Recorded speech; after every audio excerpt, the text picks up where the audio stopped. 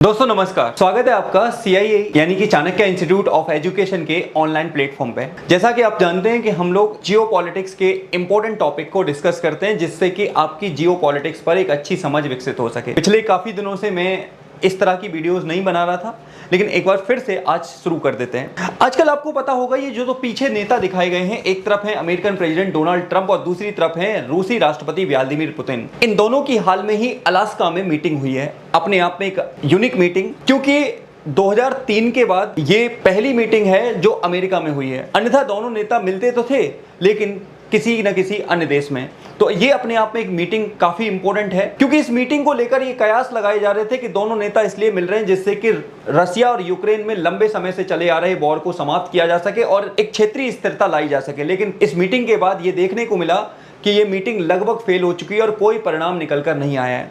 तो आप और मैं इसी मीटिंग के अंदर जो मेन पॉइंट हैं उनके बारे में बात करेंगे और कुछ हाइलाइट्स हैं उनके ऊपर जानने की कोशिश करेंगे। सो ध्यान से सुनिएगा, आखिर डोनाल्ड ट्रंप और पुतिन की मीटिंग का रियल में क्या उद्देश्य था और इन्होंने एक दूसरे को क्या मैसेज दिए, ये मैं और आप समझने वाले हैं।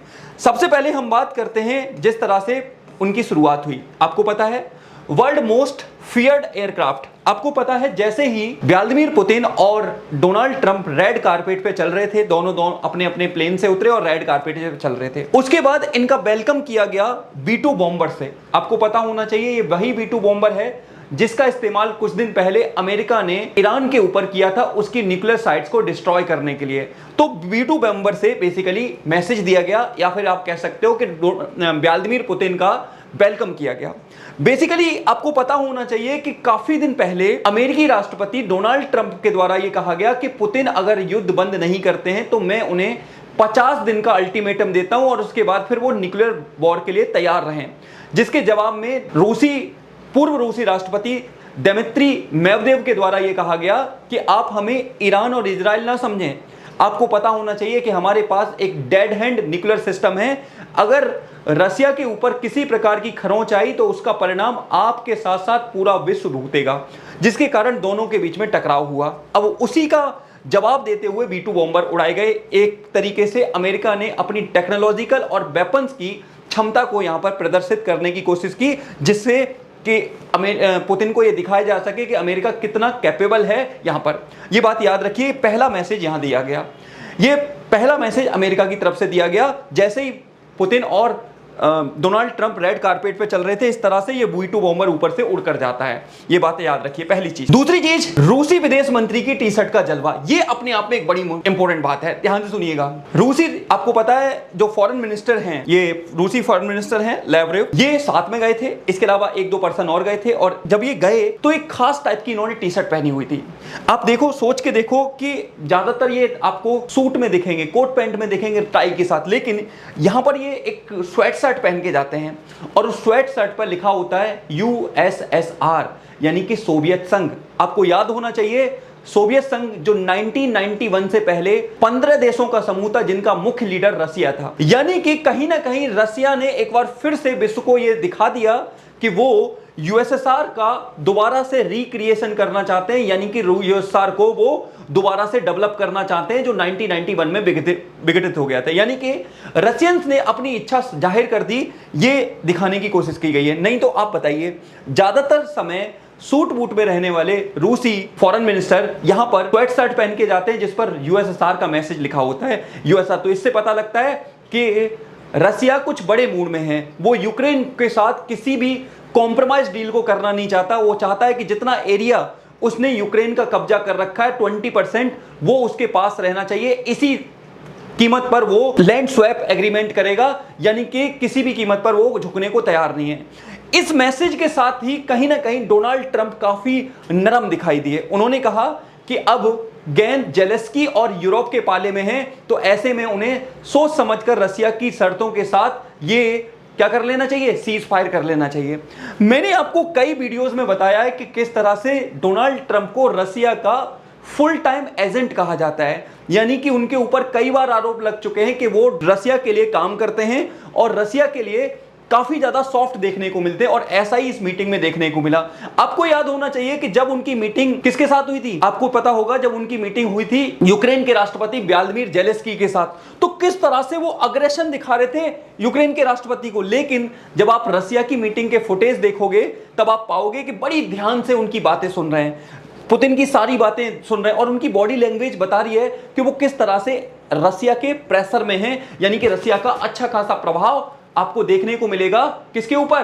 तो आंसर है डोनाल्ड ट्रंप के ऊपर। ये बात आपको याद रखना है, यानी कि इनके जो टी शर्ट थी उसने कमाल करके दिखा दिया और रसिया की मंशा को साफ जाहिर कर दिया कि रसिया पीछे हटने वाला नहीं है, और यही रीजन है कि मीटिंग ये फेल हुई। उसके बाद क्या देखने को मिला? उसके बाद एक और बड़ा डेवलपमेंट हुआ, और वो डेवलपमेंट क्या है? Trump headed first lady Melania's letters to Putin at Alaska, यानी कि डोनाल्ड ट्रंप के द्वारा अपनी वाइफ, फर्स्ट लेडी मतलब उनकी वाइफ जिनका नाम है मेलानिया ट्रंप, उनका एक लेटर उन्होंने पुतिन को दिया, उनका एक लेटर, सीक्रेट लेटर पुतिन को दिया। अब इस लेटर में क्या लिखा था ये थोड़ा सा मुश्किल है, लेकिन कुछ जानकार बता रहे हैं, यानी कि कुछ संवाददाता, ये राइटर्स के और फर्स्ट बुक ऐसे करके जो न्यूज आउटलेट है उनके द्वारा ये बताया गया है कि इसमें जिक्र किया गया है कि किस तरह से रसिया यूक्रेन वॉर में बच्चों को टारगेट किया जा रहा है, यानी कि रूसी सेनाएं बड़ी मात्रा में बच्चों को अगवा करके उन्हें रसिया में ले जा रही है, जहां पर उन्हें रूसी नागरिक बनाने का काम किया जा रहा है। साथ ही नागरिकों, बच्चों को बहुत ज्यादा टारगेट किया जा रहा है, बच्चों को नुकसान पहुंचाया जा रहा है। ये बात इस लेटर में कही गई है। बाकी और क्या बातें हुई हैं वो रिवील नहीं हुई है। अपने आप में कहीं ना कहीं एक चीज तो देखने को मिलती है, डोनाल्ड ट्रंप के प्रशासन में मेलानिया ट्रंप का काफी ज्यादा प्रभाव देखने को मिलता है। एक तरीके से भारत में कहा जाता था कि जब फीमेल एक्टिवली रोल प्ले करने लगे तो ऐसी गवर्नमेंट को पेटीकोट गवर्नमेंट कहा जाता है। ऐसा ही कुछ डोनाल्ड ट्रंप के मामले में देखने को मिल रहा है कि किस तरह से सीक्रेट लेटर में ये बातें बताई गई हैं। बेसिकली कहा गया है कि पुतिन इस वॉर से बाहर निकले क्योंकि नरसंहार बहुत ज्यादा हो चुका है। आपको एक और बात मैं यहीं पर बताना चाहता हूं कि इसी प्रकार का नरसंहार आपको पता है गाजा में चल रहा है, किस तरह से इजराइल के द्वारा एक्टिविटी की जा रही है। देखिए, इजराइल जहां गलत है वहां पे आपको गलत बोलना पड़ेगा। बच्चों को टारगेट करना, किस तरह से भूख की प्रॉब्लम वहां पे देखने को मिल रही है, लेकिन उसके बारे में कोई शब्द नहीं कहा गया है। तो ये अपने आप में एक बड़ी बात है। एक सीक्रेट बात यहां पे कही गई है, किसके द्वारा? मेलानिया ट्रंप ने एक लेटर के थ्रू युद्ध रोकने की बात की। अब देखते हैं कि पुतिन इस पर क्या रिएक्शन देते हैं, क्या वो युद्ध के लिए आगे आते हैं या फिर नहीं आते हैं। ये दो बातें आपको समझ में आ गई। एक मैंने आपको समझा दिया क्या, उनकी टी शर्ट, और दूसरा ये सीक्रेट लेटर। अब यहां पर हम बात करेंगे after Alaska summit with Trump, Putin Trump again claim he prevented India Pakistan nuclear war. Donald Trump साहब इस बात से बिल्कुल भी पीछे हटने को तैयार नहीं है। वो बार बार कह चुके हैं कि मैंने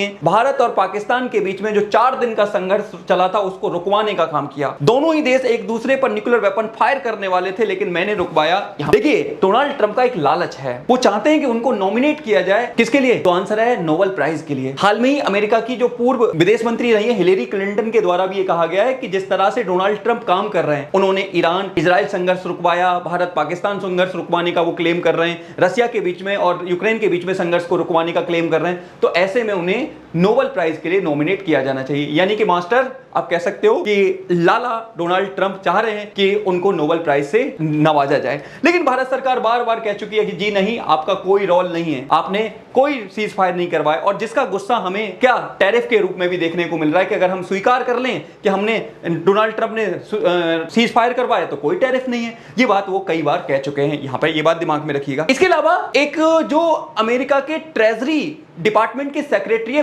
स्कॉट विंसेंट, उनके द्वारा एक बड़ी स्टेटमेंट दी गई कि अगर ये मीटिंग फेल होती है तो भारत को और ज्यादा टैरिफ के लिए तैयार रहना चाहिए। ये बात भी देखने को मिली। तो मीटिंग फेल हुई है।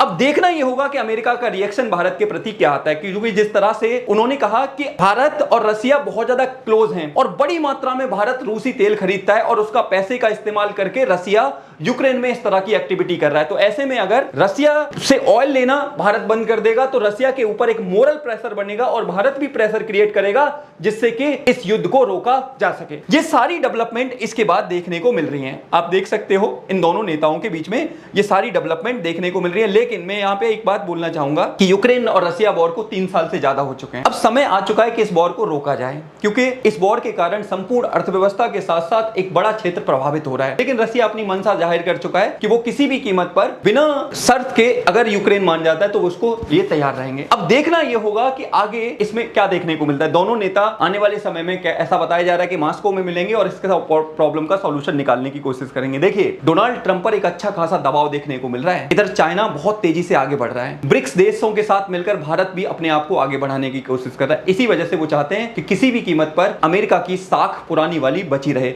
यही कोशिश है कि वो हर कीमत पर इस युद्ध को रुकवाना चाहते हैं। आप इस मीटिंग के बारे में क्या सोचते हैं? क्या डोनाल्ड ट्रंप यहां कमजोर नजर आए, पुतिन का पलड़ा भारी रहा, या किस प्रकार से आपने इस मीटिंग को देखा? इसके बारे में कमेंट बॉक्स में जरूर कमेंट करिएगा। तो ये था आज का डिस्कशन। मैं आपके साथ ऐसी इंफॉर्मेशन के साथ मिलता रहूंगा जिसमें मैं आपको और सारी इंफॉर्मेशन देता रहता हूं। तो आप तब तक मस्त रहिए, न्यू चीजें एक्सप्लोर करते रहिए और अपने सपनों को पंख देते रहिए। तो मिलेंगे ऐसी ही क्लास में, तब तक के लिए आप सभी का धन्यवाद। जय हिंद, जय भारत।